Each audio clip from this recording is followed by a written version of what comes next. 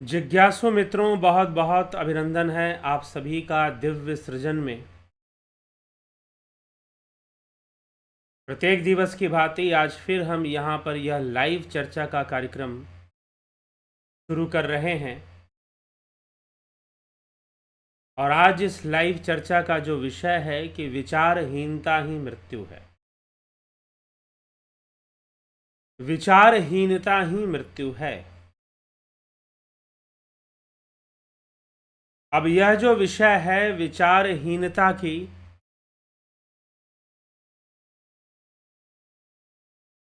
विचारहीनता का जो यह विषय है, इस पर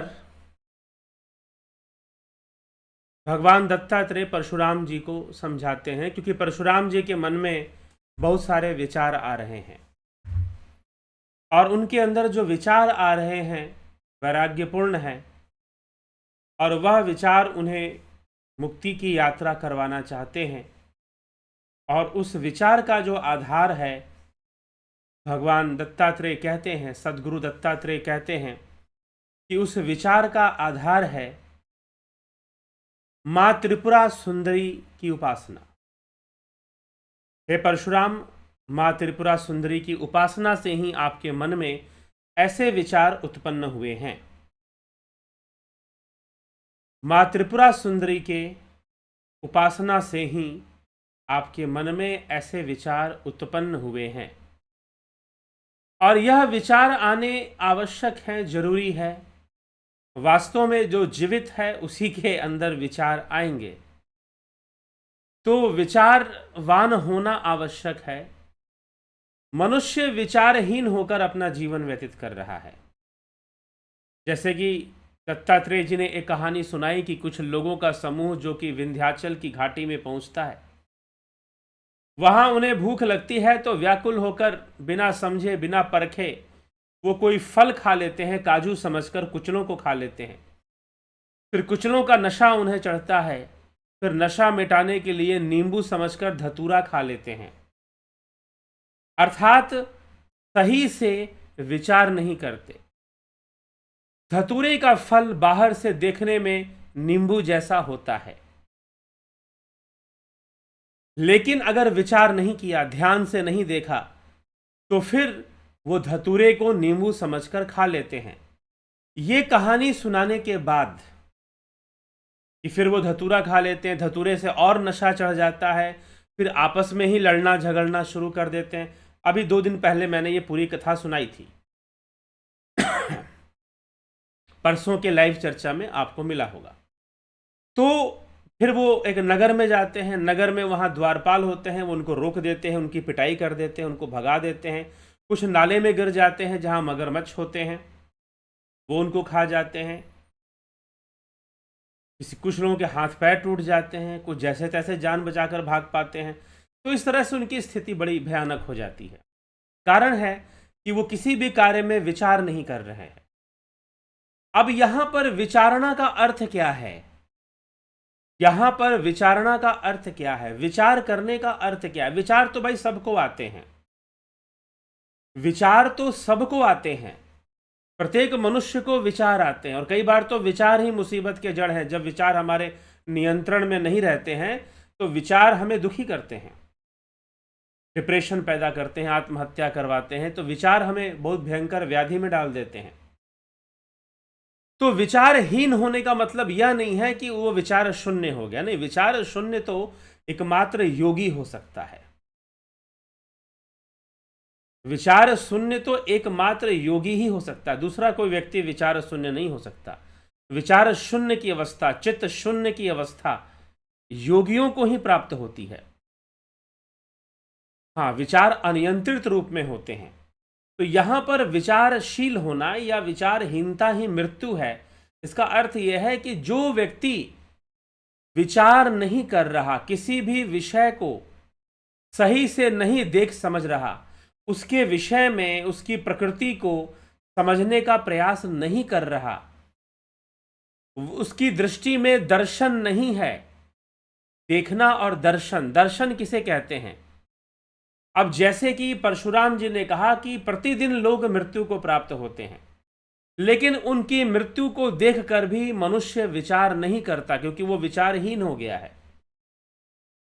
यहां पर उन लोगों के समूह ने जिन्होंने धतूरे के फल को नींबू समझकर खा लिया, उन्होंने विचार नहीं किया।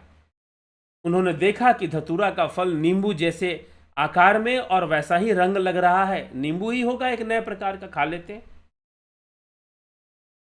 तो विचार नहीं किया।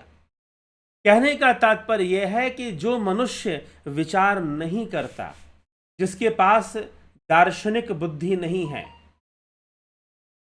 दार्शनिक बुद्धि होने का मतलब यह कि वो संसार के पीछे छुपे हुए रहस्य को समझने का प्रयास करता है। अब यहां पर भगवान दत्तात्रेय के लिए ऐसा कहना बहुत ही सार्थक है, क्योंकि वो खुद ऐसे हैं। क्यों? क्योंकि उनके लिए नदी भी गुरु है, उनके लिए अजगर भी गुरु है, उनके लिए एक वैश्या, एक गणिका भी गुरु है, उनके लिए एक सर्प भी गुरु हो जाता है। ठीक? कब गुरु बन जाता है? जब आप उस दृष्टि से देखते हो। शव भी गुरु हो जाता है। तो परशुराम जी ने वही दृष्टि प्राप्त की है जो भगवान दत्तात्रेय के पास है। वह एक मृत्यु से भी शिक्षा ले रहे हैं, ज्ञान ले रहे हैं। तो विचारना, यहां पर विचारशील बनना ही जीवन है और विचारहीनता ही मृत्यु है। जहां पर विचार नहीं किया जा रहा, वह मनुष्य मरा हुआ है जो समझ नहीं पा रहा कि ये संसार वास्तव में, इस प्रकृति को समझने के लिए किसी और विशेष ज्ञान की आवश्यकता नहीं है। यह प्रकृति स्वयं ही हमें समझा रही है, स्वयं ही हमें प्रत्यक्ष रूप में समझा रही है कि देखो दुनिया कैसे चल रही है, दुनिया कैसे चल रही है। छोटी सी छोटी बात हमें ज्ञान देने वाली है। मनुष्य की मृत्यु ही नहीं, छोटी सी छोटी बात। इसलिए भगवान दत्तात्रेय के 24 गुरुओं का वर्णन आता है। उन्होंने 24 गुरुओं से ज्ञान लिया। यह प्रकृति अपने आप में ही सबसे बड़ी गुरु है। वो अनेक रूप धारण कर हमें अनेक प्रकार का ज्ञान देती है। वह अनेक रूप धारण कर हमें अनेक प्रकार का ज्ञान प्रदान करती है और हमें समझने में, हमारे जीवन को बेहतर बनाने में यह प्रकृति ही सहायक हो जाती है। लेकिन अगर यह कब संभव है? यह तभी संभव है जब आप विचारवान होंगे, जब आप विवेकी होंगे, जब आपकी बुद्धि दार्शनिक बुद्धि होगी, फिलॉसफर माइंड। फिलॉसफर माइंड किसको बोलते हैं? फिलॉसफर माइंड उसको बोलते हैं जो किसी घटना को ना देखकर या किसी वस्तु को ना देखकर उसके पीछे की चीज को देख ले, उसके पीछे के सत्य को देख ले, उसे हम दार्शनिक कहते हैं।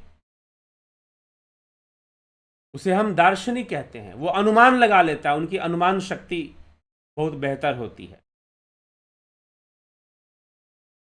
तो दार्शनिक जो दर्शन करता है, दर्शन मतलब विशेष, कुछ विशेष देखता है जीवन में, वह जीवन के सत्य को देखता है कि जीवन का सत्य क्या है, सुख दुख का सत्य क्या है। इस संसार में वो बेहताशा, अनियंत्रित होकर मात्र सुखों के पीछे भागता नहीं है कि मात्र हम सुखी हो जाएं, अपने जीवन को सुखी कर लें। और खुद को सुखी करने में मनुष्य दूसरों को दुखी करता रहता है और सोचता है कि शायद हमारे जीवन में हम बड़े सुखी हो जाएंगे, कोई दुखी नहीं आएगा। लेकिन यह प्रकृति क्रिया और प्रतिक्रिया से चलती है, इसलिए इसका नाम प्रकृति है। कृति और प्रकृति, एक है कृति मतलब क्रिया, कर्म, और प्रकृति अर्थात उसका रिएक्शन, उसका परिणाम भी तो आएगा जीवन में।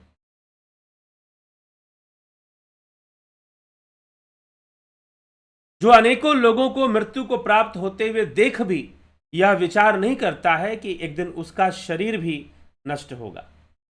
हाँ, मृत्यु आएगी। अभी पीछे इसलिए मैंने सुनाया था, बताया था कि कंस की तरह मृत्यु का चिंतन मत करो, राजा परीक्षित की तरह करो। दोनों राजा थे, कंस भी राजा, परीक्षित भी राजा, लेकिन कंस ने मृत्यु का चिंतन कैसे किया, परीक्षित ने मृत्यु का चिंतन कैसे किया? तो जो विचार करते हैं, क्योंकि राजा परीक्षित एक दार्शनिक राजा हैं, एक राज ऋषि हैं, राजा भी हैं ऋषि भी हैं। तो हमारे इतिहास में ऐसे राजाओं की बहुत लंबी लिस्ट है जो कि राजा हुए और बहुत महान योगी भी हुए। उन्होंने योग साधना के भी लक्ष्य को प्राप्त किया। राजा भोज हों, भर्तृहरि हों, चंद्रगुप्त मौर्य हों, जिन्होंने अपने जीवन के अंत समय में जैन मत के अनुसार संन्यास लेकर इच्छा मृत्यु, अपना खुद ही अपने देह का त्याग किया अपनी इच्छा से कि मुझे अब कुछ नहीं चाहिए, न राजपाट। ऐसी अनासक्त भावना आ पाना एक राजा के अंदर दुर्लभ होता है। राजा जनक हो गए, राजा पृथु हो गए, भगवान राम हो गए, ऐसे कई राजाओं की लंबी लिस्ट है। तो जो विचार करते हैं, जिनकी बुद्धि दार्शनिक है, जिनके पास ऋषि दृष्टि है। ऋषि का मतलब क्या है? ऋषि का अर्थ है दृष्टा। ऋषि मतलब ये नहीं कि दाढ़ी बाल बढ़ा लिया और कोई ऐसे बैठ गया तो ऋषि हो गया, नहीं। राजा जनक भी ऋषि कहलाए, राजा जनक भी ऋषि कहलाए, भगवान राम भी ऋषि कहलाए, राज ऋषि। तो इसलिए ऋषि का मतलब है दृष्टा, जो दर्शन करता है। दर्शन करने का मतलब जिसकी दार्शनिक बुद्धि है, जो रियलिटी को देखता है। तो दार्शनिक अर्थ जो रियल चीज को देखने में लगा हुआ है, सत्य को जानने में लगा हुआ है। और सत्य कहीं से नहीं, ये तो संसार खुद ही अपने सत्य को बता रहा होता है। संसार खुद ही अपने सत्य को समझा रहा होता है कि सत्य क्या है। और जो बिल्कुल विचार नहीं करता, उनके लिए अब यहां पर जो भगवान दत्तात्रेय कहते हैं कि विचारहीनता ही मृत्यु है, इसका मतलब यह है कि जो अपनी दार्शनिक बुद्धि का प्रयोग नहीं कर रहे, जो इस संसार का दर्शन नहीं कर रहे, मात्र देख रहे हैं। देखना और दर्शन करने में बहुत बड़ा अंतर है। देखना और दर्शन करने में बहुत बड़ा फर्क है, बहुत बड़ा अंतर है। तो जो मात्र देख रहे हैं, दर्शन नहीं कर रहे हैं इस संसार का, जो दर्शन कर रहे हैं, उनके सामने सत्य आता है, वो दार्शनिक हैं, वो ऋषि हैं। पश्चिम में भी सुकरात, उसके शिष्य प्लेटो ने दार्शनिक राजा की बात की, फिलोसोफर किंग। फिलोसोफर किंग जो मात्र चीजों को बाहर से नहीं देख रहा, वास्तव में वो भीतर से देख रहा है। राजा को फिलोसोफर होना ही चाहिए, राजा को ऋषि होना ही चाहिए।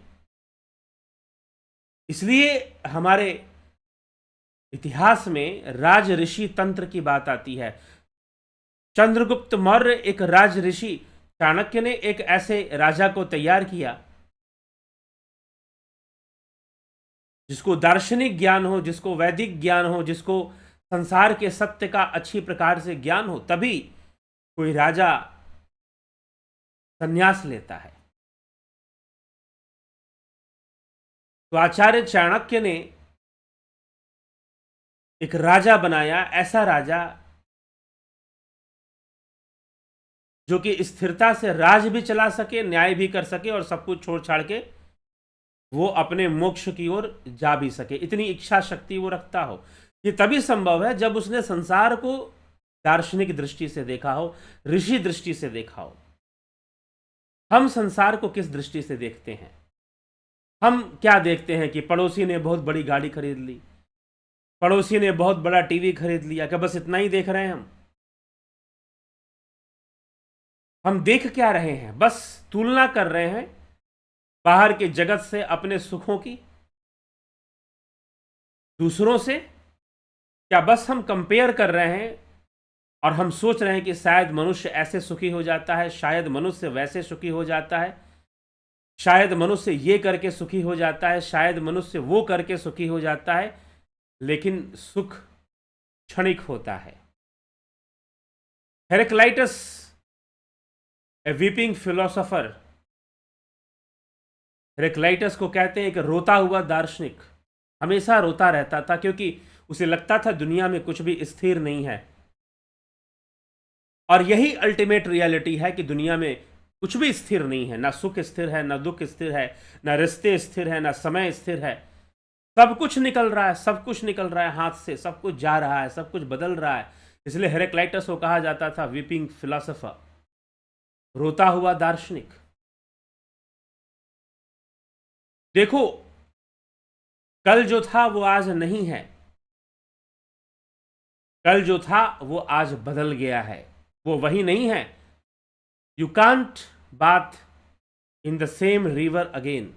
पहले उसने कहा कि आप एक ही पानी में दोबारा नहीं नहा सकते, you can't bath in the same water of river again. फिर उसने कहा कि नहीं, you cannot bath in the same river again.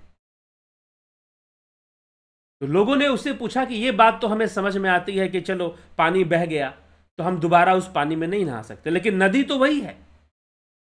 कल तुमने जिस नदी में नहाया था, आज नदी वही है, पानी बदल गया है।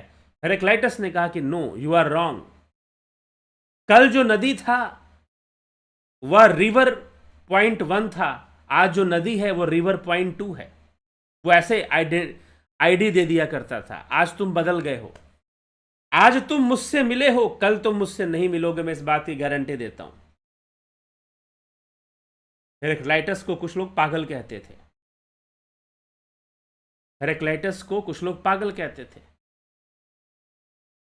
हेराक्लाइटस ने कहा कि आज तुम मुझसे मिले हो, कल तुम मुझसे नहीं मिल पाओगे, इसकी मैं गारंटी देता। लोग उससे पूछे कि तुम्हें बीमारी पकड़ ली, कोई मरने वाले हो, कुछ होने वाला हो, युद्ध में जा रहे हो क्या, हो सकता है वहां मारे जाओ। उसने कहा कि नहीं, मैं इतना मूर्ख नहीं कि मैं युद्ध में जाऊंगा, और ना ही मुझे कोई बीमारी है। तो फिर भी तुम कैसे नहीं मिलोगे कल, हम तो कल तुमसे मिलेंगे। हेराक्लाइटस ने कहा कि नहीं, मिल ही नहीं पाओगे, संभव ही नहीं है ये कि मिल पाओ। अगला दिन हुआ, सुबह हुई, वो अपने मित्रों से मिला। उन्होंने कहा कि आपने कहा था कि आप हमें नहीं मिलेंगे, फिर आप कैसे मिल गए, आप तुम्हारे सामने खड़े। कि कौन?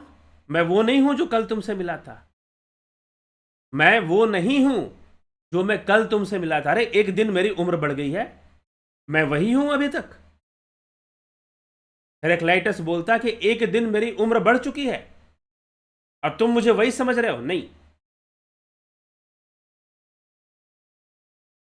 आज एक दिन मेरी उम्र बढ़ गई है, मैं वही नहीं हूं, मैं बदल चुका हूं। I have changed. तो सब कुछ तो बदल रहा है। जो दार्शनिक दृष्टि से संसार को नहीं देखता, उसको भगवान दत्तात्रेय कहते हैं कि विचारहीन है। वह विचारहीन व्यक्ति है और वह मरा हुआ है। इसलिए विचारहीनता ही मृत्यु है। भगवान दत्तात्रेय ने कहा कि विचारहीनता ही मृत्यु है, कि आप दार्शनिक दृष्टि से संसार को नहीं देख पा रहे, आप विचार नहीं कर रहे हैं कि सत्य क्या है, आप विचार नहीं कर रहे हैं कि सत्य क्या है। तो जो सत्य को देखने की कोशिश करता है, जो विचार करता है, और विचार न करने से भारी नुकसान होता है। भगवान दत्तात्रेय कहते हैं कि जो विचार करने वाले हैं वही देवता हैं, और जो विचारहीन है वो असुर हैं। जो विचार नहीं करते, जो संसार के सत्य को भली भांति से समझने का प्रयास नहीं करते, जो विचारहीन हैं वो असुर हैं, और जो विचारवान हैं, जो विचार करते हैं, वही देवता हैं। इसलिए हे परशुराम, तुम्हारे मन में जो विचार आए हैं, मां त्रिपुरा सुंदरी की कृपा से आए हैं, उनकी उपासना जो तुमने की है वह व्यर्थ नहीं है। भले ही वह उपासना बाहरी दिखाई दे रही है, तो तुम्हें कर्मों का व्यापार उसमें दिख रहा है, क्योंकि ये संपूर्ण सृष्टि देवी का ही विमर्श है, देवी की ही अभिव्यक्ति हो रही है, उसी से व्याप्त है सब कुछ, मां त्रिपुरा सुंदरी से ही व्याप्त है। इसीलिए तुम विचारवान बन पाए, तुमने ऐसा विचार किया, यह जरूरी था, क्योंकि ऐसी विचारधारा तुम्हें मुक्ति की ओर ले जाएगी, तुम्हें मुक्ति के मार्ग पर ले जाएगी, और तुम्हें मुक्ति के मार्ग पर जाना चाहिए। इसलिए तुम्हारे मन में जो भी विचार आ रहा है वो अनुचित नहीं है, वो सब उचित है और सब सही है, और तुमने जो उपासना की है माँ त्रिपुरा सुंदरी की, उसी का परिणाम है। अब तुम त्रिपुरा सुंदरी के तत्व को समझोगे कि वास्तविक रूप क्या है और वास्तविक तत्व क्या है देवी का, तुम उसका ज्ञान प्राप्त कर पाओगे और उस दिशा में तुम अब आगे बढ़ रहे हो। इसीलिए विचारवान होना जरूरी है। विचारहीनता ही मृत्यु है और विचारशील होना ही जीवन है, क्योंकि विचारशीलता से ही ज्ञान की वृद्धि होती है। विचार जरूरी है जो हमें ज्ञान की ओर ले जाए, जो हमें मुक्ति की ओर ले जाए, जो हमें सत्य की ओर ले जाए, वह विचारशीलता आवश्यक है। उतना विचार होना आवश्यक है। ठीक, तो वैसी विचारशीलता, वैसा थॉट प्रोसेस होना जरूरी है। जब हम विचारशील होते हैं तो किसी भी वस्तु को गहराई से हम देखते हैं, समझने का प्रयास करते हैं कि अब यहां पर अज्ञानता नहीं, डिक्लेरेशन नहीं कि फलानी चीज सही है और फलानी चीज गलत है। परिस्थितियां बतलाती हैं कि कौन सी चीज गलत है या कौन सी चीज सही है। जो दार्शनिक है, जो विचारवान है, वो विश्व में भी अमृत ढूंढता है और ढूंढ निकालता है। जो विचारवान है वह विश्व में भी अमृत निकाल सकता है, और जो विचारवान है वो अमृत में भी, जो विचारहीन है वो अमृत को भी विष बना सकता है।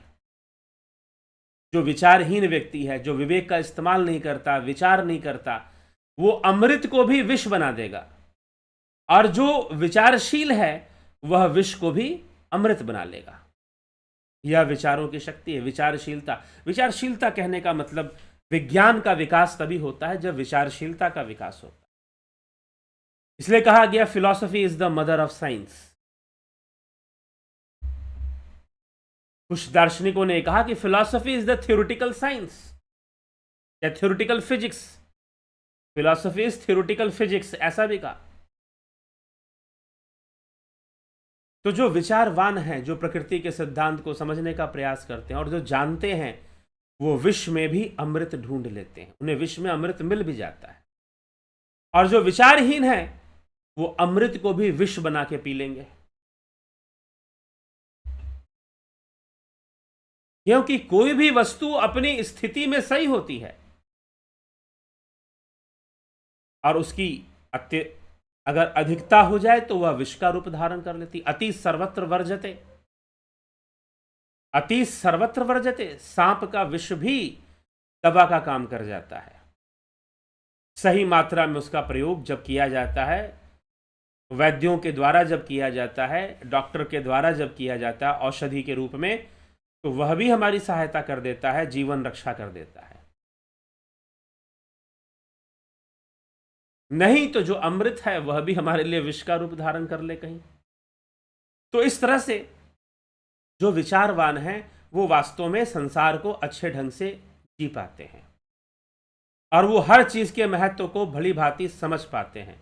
वो एक तरफा नहीं भागते, वो बस हाय पैसा नहीं करते, वो जीवन को जीते हैं। कुछ लोग बहुत पैसा इकट्ठा करने में लगे हैं, बहुत मेहनत कर रहे हैं, एक दुकान से, दो दुकान से, चार दुकान से, 10 दुकान खोल रहे हैं, लेकिन अपनी जिंदगी जी ही नहीं पा रहे, अपनी लाइफ को जी ही नहीं पा रहे। पैसा खूब आया जा रहा है।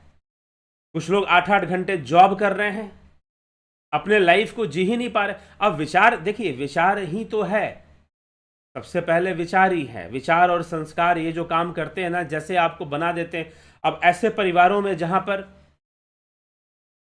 पर ऐसी विचारना ही नहीं मिल पाई बच्चों को कि वो जीवन में क्या कर सकते हैं, क्या नहीं कर सकते। उनको लगता है कि बस हम सरकारी नौकरी कर सकते हैं और दूसरा कुछ हम कर ही नहीं सकते।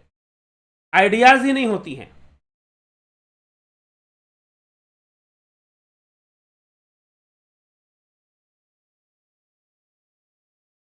ठीक, आइडियाज ही नहीं उनके पास। तो जब आइडियाज ही नहीं होंगी तो कैसे होगा। इसलिए आदमी को विचारशील होना चाहिए, बंध कर नहीं चलना चाहिए। उसे विचारशील होना चाहिए, उसे अपने थिंकिंग प्रोसेस को हमेशा आगे बढ़ाते रहना चाहिए और उसे गहराई से चीजों को देखना चाहिए, भावावेश में नहीं देखना चाहिए, सच्चाई से देखना चाहिए। उसे समझने का प्रयास करना चाहिए कि ये क्या हो रहा है और ये क्यों हो रहा है, ये क्या हो रहा है और ऐसा क्यों हो रहा है। जब संसार में मोह बंधन हो तो उसे विचार करना चाहिए। जब व्यर्थ का, हमारे ऋषि मुनियों ने हमें बहुत कुछ दिया, चाहे वो आयुर्वेद का विज्ञान हो, चाहे वो योग शास्त्र हो, योग का विज्ञान हो, योग शास्त्र हो, काम शास्त्र हो, जो भी कुछ दिया उन्होंने बहुत विचार किया, गहराई से बातों को समझा, तब समाज के लिए उन्होंने कुछ प्रस्तुत किया, रखा, ग्रंथ के रूप में, शास्त्रों के रूप में प्रस्तुत। तो यह विचारना है। जब विचारना की जाएगी, सोचा जाएगा, तो निश्चय ही विचारना करने पर हम बहुत सारी बातों को समझना शुरू कर देते हैं। जो हमें ऐसे समझ में नहीं आता, वो हमें दार्शनिक बुद्धि से समझ में आना शुरू हो जाता। इसलिए दार्शनिक विचारधारा, किसी चीज को गहराई से देखना, उसके सत्य को समझने का प्रयास करना, ये नहीं कि अनियंत्रित होकर, विचारहीन होकर कुछ भी खा लेना, कुछ भी कर देना, कुछ भी समझ लेना, नहीं, या कुछ भी मना कर देना, नियम आग्रह कर लेना। जो लोग नियम आग्रह करते ना, प्रतिज्ञा ले लेते कि हमने ये प्रतिज्ञा ले ली, बड़े अहंकारी होते हैं लोग, अपने आप को बहुत बड़ा साधु समझते हैं कि मैं बहुत बड़ा साधु, एकदम नियम का पालन करने वाला। कहीं ऐसा ना हो कि आपका नियम का पालन ही मूर्खता साबित हो जाए।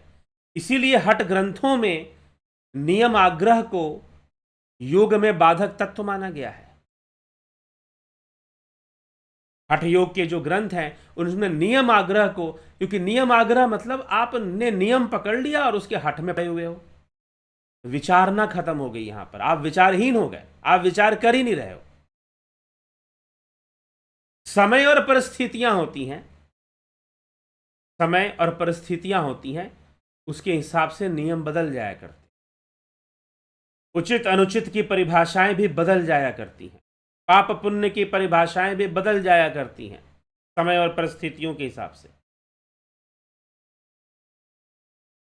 इसलिए हठ योग के ग्रंथों ने नियम आग्रह को एक बाधक तत्व माना है, क्योंकि जब आप विचार नहीं करोगे और जबरदस्ती का नियम पालन करोगे, समय बदल गया। इसलिए योग शास्त्रों में योग विज्ञान समझाया गया, जबरदस्ती की बातें नहीं समझाएगी। इसलिए योग शास्त्र पढ़ेंगे, आपको सेक्स एजुकेशन पर भी चीजें मिल जाएंगी। तो योग ग्रंथों में, हठ योग के ग्रंथों में और अन्य कई दूसरे ग्रंथों में भी, तो आपको जो है जबरदस्ती का नियम, इसलिए योग शुरू करने के भी ऋतुएं बताई गई हैं। घरंड संहिता में योग का प्रारंभ कब करना चाहिए, या तो शरद ऋतु में करना चाहिए या तो बसंत ऋतु में करना चाहिए। अभी शरद ऋतु, आश्विन का मास शुरू होता है, शरद ऋतु शुरू हो जाती है। या तो शरद ऋतु में करना चाहिए या तो फिर बसंत ऋतु में, जब होली का पर्व आता है। बसंत ऋतु में शिवरात्रि, होली का पर्व जो आता है, तो बसंत ऋतु में योग का प्रारंभ करना चाहिए, नहीं तो शरद ऋतु में करना चाहिए प्रारंभ करने के लिए। इस प्रकार से वहां पर बातें, विज्ञान समझाया गया है। तो विज्ञान का विकास तभी हो सकता है जब फिलॉसफी डेवलप होती है पहले। इसलिए philosophy is the mother of all sciences, ऐसे लिखा गया है, ऐसे कहा गया है। तो पहले विचारना, और यह विचारना से ही आपका दर्शन विकसित होता है, आपकी दार्शनिक बुद्धि विकसित होती है। सिर्फ दर्शन पढ़ लेने से कोई दार्शनिक नहीं बन जाता, दार्शनिक बुद्धि का विकास होना चाहिए। जबरदस्ती का नियम आग्रह नहीं करना चाहिए, या जबरदस्ती की प्रतिज्ञा भी नहीं लेनी चाहिए। तो इसलिए विचारना, भगवान कृष्ण अर्जुन को योग सिखा रहे हैं, उसे विचार करने की शक्ति दे रहे हैं कि विचार कर। अर्जुन ने प्रतिज्ञा ले ली कि जो मुझे बोल देगा कि गांडीव छोड़ दो, मैं उसका वध कर दूंगा। युधिष्ठिर ने बोल दिया, उसने तलवार निकाली कि अपने बड़े भाई को ही मार डालूंगा। भगवान कृष्ण ने कहा कि विचार शक्ति कहां चली गई तुम्हारी, विचार करो। जबरदस्त, उसने कहा कि नहीं, मैंने प्रतिज्ञा ली है, प्रतिज्ञा का पालन नहीं करूंगा तो मेरा धर्म भ्रष्ट हो जाएगा। तरह तरह की धर्म की परिभाषाएं, मन मर्जी वाली धर्म की परिभाषाएं तुमने बना ली।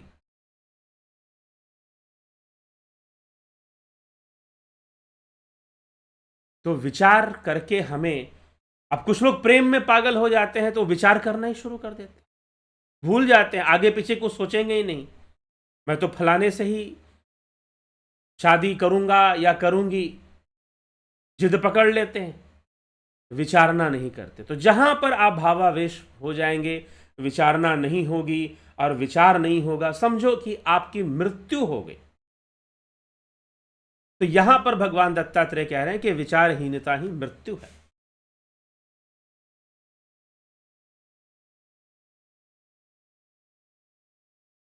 तो विचारहीनता ही मृत्यु है। तो विचारहीन नहीं बनना चाहिए, विचार करके ही हमें जीवन में कदम आगे बढ़ाने चाहिए। और ये नहीं कि हम लोभ के वशीभूत, क्रोध के वशीभूत, मोह के वशीभूत ना, बल्कि हम विचार करते हुए जीवन जिए और विचार करें। पहले तो योग का प्रारंभ भी विचार से होता है। चित्तवृत्ति निरोध योग का लक्ष्य है, लेकिन इसका प्रारंभ विचार से होता है। इसलिए हमारे संतों ने विचार दिए, ग्रंथ की रचना की, कबीर साहब ने इतने विचार दिए। ठीक है, कबीर साहिब ने बहुत सारे विचार दिए। तो शास्त्रों में हमारे ऋषि मुनियों ने विचार दिए ताकि हम उन विचारों से लाभ उठा सकें और आगे बढ़ सकें। चलिए, तो इस पर हम भी विचार करें, हम भी विचारशील बने, विचारशील बनकर निर्णय लें। और हम ध्यान योग का कोर्स शुरू हो चुका है 20 अक्टूबर से। 23 अक्टूबर तक आप ज्वाइन करना चाहते हैं तो ज्वाइन कर सकते हैं। प्राकृतिक चिकित्सा का कोर्स भी प्रारंभ हो चुका है, आप इसे भी ज्वाइन कर सकते हैं 23 अक्टूबर। दर्शन का कोर्स भी ज्वाइन कर सकते हैं। और किसी प्रकार की लाइफ काउंसलिंग या फिर आप एस्ट्रो कंसल्टेशन चाहते हैं तो उसके लिए भी आप कांटेक्ट कर सकते हैं। तो हम विचार करते हुए बातों को समझें और आगे बढ़ें। चलिए, अभी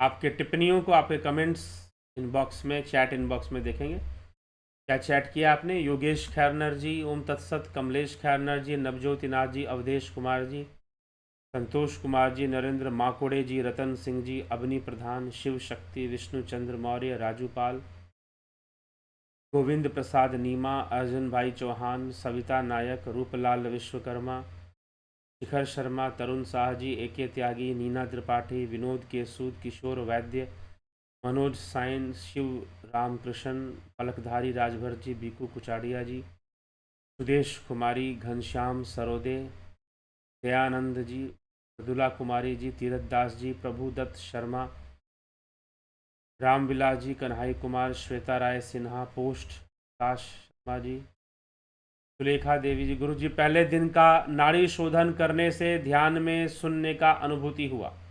चलिए, बहुत अच्छी बात है। अभी तो पूरा कोर्स बाकी है, अभी तो पूरा कोर्स बाकी है, अभी तो बहुत कुछ अनुभव होगा। ये सब तो शुरुआती चीजें हैं जिनका अभ्यास करने से हमें ध्यान में सहायता मिलती है, उसे गाइडेड मेडिटेशन कहते हैं।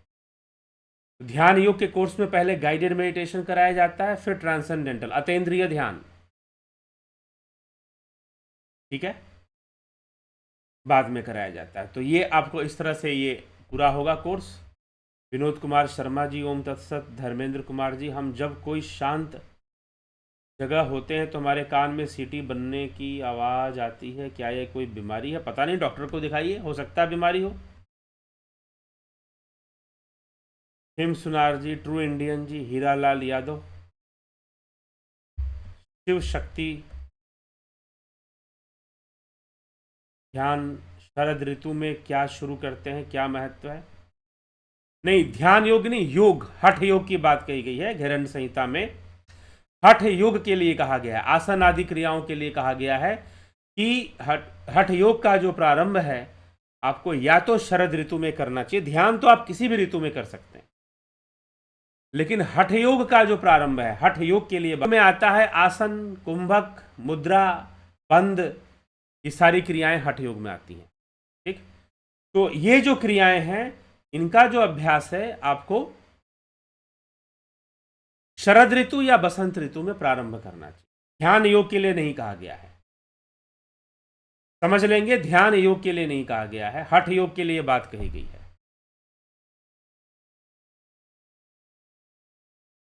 ठीक है, तो चलिए अभी हम विचारों को विराम देते हैं। कल फिर मिलते हैं 9 PM लाइव चर्चा में। तो बहुत बहुत आभार आप सभी का। सभी जरूर आपको लगे कि यह चैनल जो है, आप इसे सब्सक्राइब शेयर जरूर किया करें ताकि लोगों तक भी संदेश पहुंच सके। ठीक, सभी को ओम तत्सत, और इसी के साथ कार्यक्रम को यहाँ विराम देते हैं।